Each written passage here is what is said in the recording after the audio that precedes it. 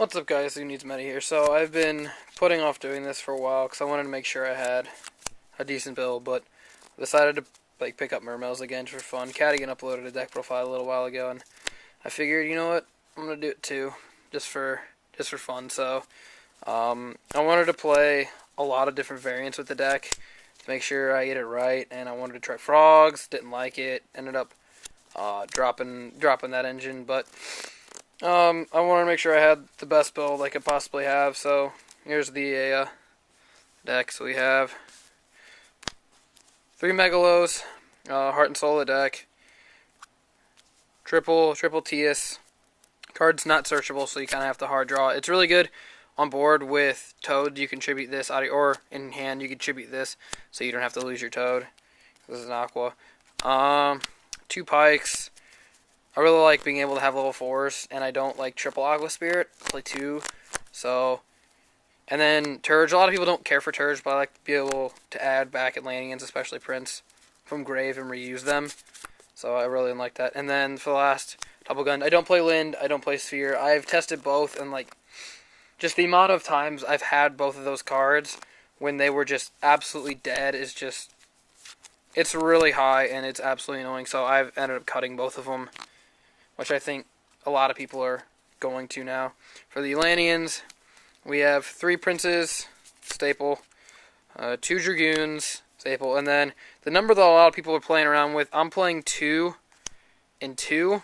I feel like 2 Marksmen, 2 Infantry is a good number because I like the ability to continue to pop stuff. Like if my opponent has 2 back row or 2 monsters and I want to go for game, I like the ability to search out both of these, get rid of that, and then go for game, because if they have more than one, I just like to be able to get rid of everything. And so, for the non-Atlanteans, 1 Diva. Opening Diva is just so nutty. Diva, Prince, send Dragoons, Search, Marksman, and Mulan Glacia. Sink 3 Tatsunoko, sink 6 Cold Dragon with the Marksman in your hand that you just searched, and then drop Mulan. And if you have any of those, you can just substitute stuff for what you want to search. I do play double Aqua Spirit. Opening this card whenever you don't have the ability to go into Bahamut, it sucks so hard because it's just another card where you can't do anything. The worst feeling in this deck is opening cards where you can't do anything with them, and that's eventually what has led me to the ratio on all of these numbers.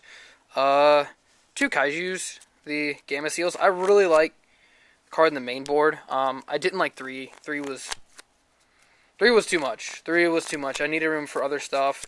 And then I ended up cutting a bunch of stuff, so now I'm able to play even more unique things. And the last monster is 2 Maxi. With cutting the frogs, I was able to move Maxi back to the main board. 1 spell negating scale. I like the spell negator. Card's really good. It helps you go for game. And then going turn 1, if you have a really clunky hand, you can make Gaios and then put this on there, and then being able to negate pretty much everything because it's so big, and negate a spell. Gaios. 2 Moray of Greed. A lot of people don't like this card.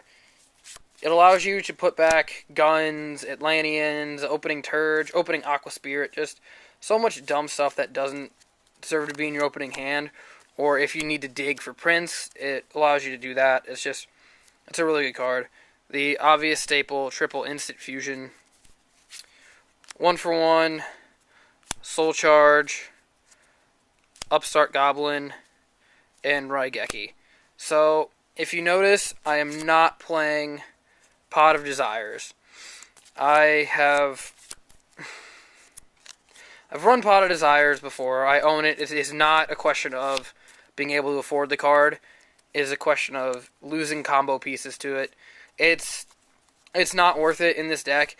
A lot of people will be like, alright, well, if you're worried about losing combo pieces, just go off and then play Desires. Well, if I'm going off, I'm winning that turn. That's how it is with this deck. You go off and you OTK. Or you set up a stall card where nothing you draw into is going to help you out. That's just the way it is. So the point of that is to get to your combo pieces to go off. But you have so many combo pieces in the deck that if you lose them, you just lose the duel. I've lost almost every game I've resolved Desires in, and I was like, I'm sick of losing to this card. I'm sick of justifying it because I'm seeing it in top decks. It's like, okay, people are topping with it. It has to be good. And I'm playing it, and I'm just getting absolutely destroyed by the card, and it's just not worth it. So I have room for 2 traps. None of them are Sphere, Emptiness, and Solemn Warning. I really like Solemn Warning. Pen 5, shut it down because no one thinks this is what your back row is. No one's like, oh, he's set 1.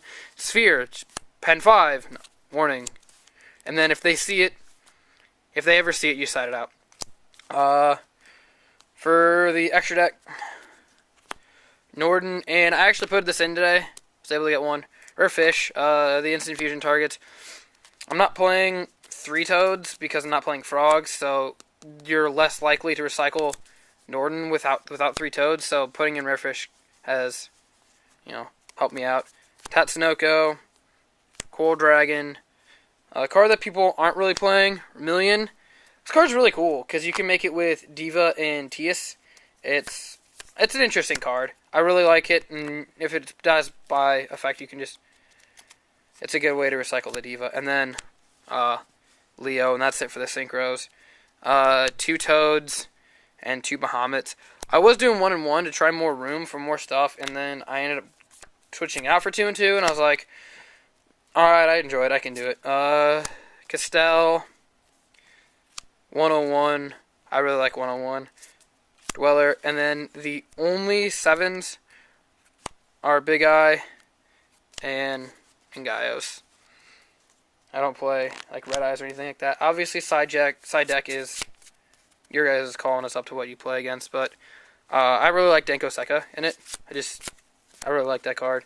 I think the card's really good. I played against the Paleozoic Frog deck, and I opened this and just going second, opened that, and then double Megalo just went off super hard. Card's awesome. Ghost Ogre, Flying Sea. On that engine, siding is really hard. It's hard to side out combo pieces. So, whenever your opponent wants to go second is making you go first, this is just another option for like a turn 1 play when you don't want to side anything in. And it's good against Rogue if you need to get stuff like in your deck that's like trash. Like, oh, Warning and Emptiness and Maxi and Gamma all these cards are not good against my opponent, and I have nothing for my side deck. I can side them out, get them out, and I actually have cards I can put in that are relevant. So that's another reason why I do it. 2 Chalice, Inquisitiveness for ABCs, and then lastly, double Twin Twister. So this is kind of what I'm going for with right now, but I definitely feel there could be room for improvement, but just I don't understand the Desire's hype for Mermail. So let me know what you guys think of the deck.